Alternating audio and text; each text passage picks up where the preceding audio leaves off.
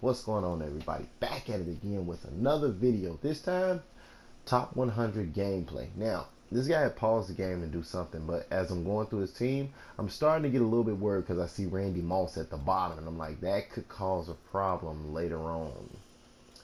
Because that would mean Randy Moss would be matched up against my fourth cornerback or my fifth cornerback, which I'm probably guessing is Sam Shields, and he's going to abuse Sam Shields all day.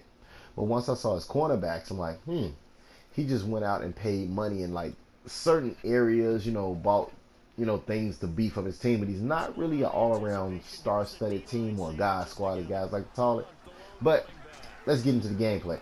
So he comes out and his very first thing is to establish the run with LeGarrette Blount, and this guy was feeding Blount the entire game. He wanted to establish the run, and as I come out, I start to see like, okay, I got to come back and I got to get rid of this run. The very first play he does that on his very first pass, and right now I'm getting scared because I'm like, if he can run the ball and he can do that, I'm probably in trouble. So I try to set up a screamer to come off the edge and hit him, and we get him this time, pull him down. I don't get the fumble, which pissed me off because I know I hit him and he did not see me. LeGarrette Blount back on the rampage, coming around the corner, doesn't gain much yardage, but we pull him down, and now we try again to go for the nickel blitz, and guess what?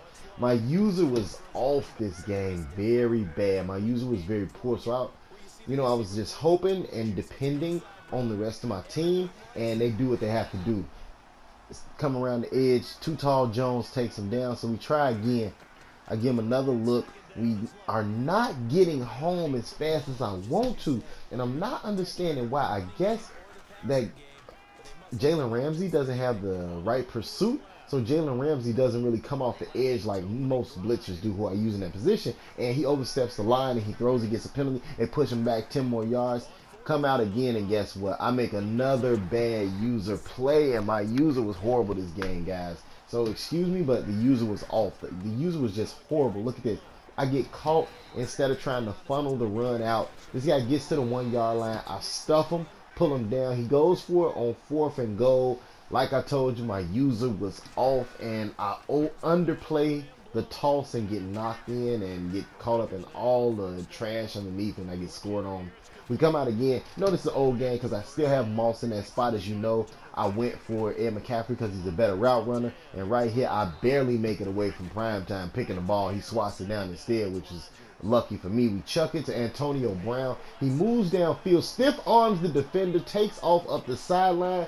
Dion won't pull him down, and we tie the game back up, get back in the game. I have a little bit more confidence, so now I'm going to be able to do what I need to do. Put my defense in a position to stop this guy. We're going to try to get LeGarrette Blount out of this game because I don't want to let him get going, and this guy does that. So this is the biggest problem when you play somebody who can run the ball. You don't know if they're going to run the ball or pass the ball. Now they actually have the ability. How did he drop that? I have no idea how we dropped that. But now they have the ability to actually keep you off guard and keep you off tilt. So right now I come out in this little nice blitz with my safety, and I say, you know what, even if he runs the ball, I should be able to knock him down because I'm actually even on both sides. So I set up the blitz hoping that it can get home, and I take away his first read. He holds the ball too long, takes a nice sack. We put him back in the behind the line of scrimmage. Comes out again. He picks up my blitz this time. He chucks it downfield. I press the SWAT button, get it in the air. Eric Reed cannot come away with it. I never understood how other people are able to come away with that ball and I'm not able to. I took control of him and put him in the right position. But anyway, back to the offensive game plan. Mike Thomas makes a great catch right there. Takes the hit. We do the exact same play, and I go back to old faithful Antonio Brown. We dump it over the sideline. He taps the toes, comes down with it. And this is the third quarter, so now I know I have to score. I have to put up points on him. Because if I don't put up points, he's probably going to grind out the rest of the clock. And Mike Thomas, oh my God. No, that was Antonio Brown with the catch in the middle of the field. Nice user catch over the middle. Oh my God. And we take Ricky Williams and slam it in the middle. I told you guys, this video is old because AP is my new back.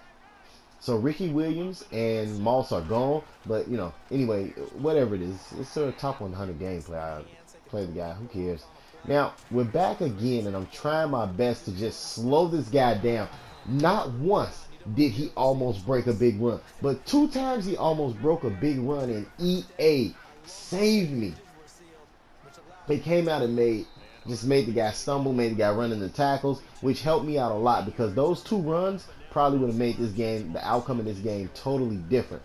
So now I'm looking for a play to set up to see if I can at least just force him to pass right here, because this run game is really something serious. And he comes out and I pound him in the backfield, and I'm so thirsty. Like, if you heard the video, if you can hear me in the background, I'm over there screaming and I'm not paying attention to the fact that I just sacked this guy and I almost missed the fumble. But I don't think it was a fumble. It was probably a ground fumble because I think that came out late. We try again. Jadeveon Clowney comes off the edge untouched. Let's go. Doing it again. I put a spy on him to see if I can catch him slipping. This time he does, and we send Zach Brown after him. He chucks it away. Now we got the ball in the short field. My very first read is always Randy Moss. If the slant gets taken away, the slant gets guarded, I chuck it to Moss. We do the quick read offense, and now we're in the red zone. I'm going to chuck this toss to try to get in the end zone. Hopefully we can. The crackback blocks comes down, and everything else sets up nicely. We get hit in the legs, and we get the touchdown. Now I'm going to unleash a bet. Now I have to actually come out, and I'm just going to pin my ears back. Hopefully, we get the sack fumble, but we don't recover it. Oh, my God. Whenever you go about 2 touchdowns in the fourth quarter, pin your ears back. If you remember the Madden challenge today, if you watched any of it, Dubby pinned his ears back once he got that predetermined pick, as Jemiah calls it. How the heck did he catch that? But pin your ears back in the fourth quarter, you guys. I'm up by 2 touchdowns. Even if he does score, he's still down by 1 touchdown. I come out and I pin my ears back, trying to get sack after sack, and we are frustrating this guy. He cannot get off the line. He cannot hike the ball without me coming in the backfield. So right now, I set up slant zone. As you see, I set up slant zone. It looks like slant zone, but it's actually overload. And why did I do that? Because I wanted him to think the blitz was coming off the other side, and he just chucks it in the coverage. Interception. You guys have a good one. Catch you next time.